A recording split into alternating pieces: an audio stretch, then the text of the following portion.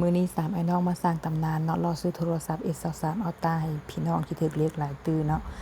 อยู่ฝั่งบ้านเฮาบ่มีเนาะราคาก็ประมาณอยู่28,500เนาะมีปัญหาตอนโอนเงินจ่ายเนาะเฮาบ่สามารถ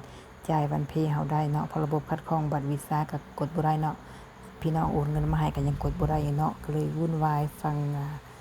ไทยเพิ่นเนาะขอบใจพี่น้องฝั่งไทยที่โอนเงินมาจ่ายให้เนาะก็ทันละวุ่นวายแท้ๆเฮ็ดจังได๋ก็บ่ได้เพราะว่าเฮาสั่งโทรศัพท์แพ็กเรียบร้อยหลังจากโอนเงินแล้วเขาก็มาเอาโทรศัพท์เนาะได้ของแถมมีลำโพงเนาะหัวขวนกันเนาะเพื่อสิได้เงิน 28,000ติดต่อพี่น้องฝั่งไทยเพื่อเพิ่นสิรับสายเนาะแต่ละคนเพิ่นก็เวียกหลายจุดประสงค์เฮาแม่นมาซื้อเบ้าเฮ็ดเนาะ2ไอ้น้องนี่หิ้วเบ้าเฮ็ดกลับลาวเนาะอันนี้แม่นเฮาตั้งใจมาเนาะอันนี้เนาะ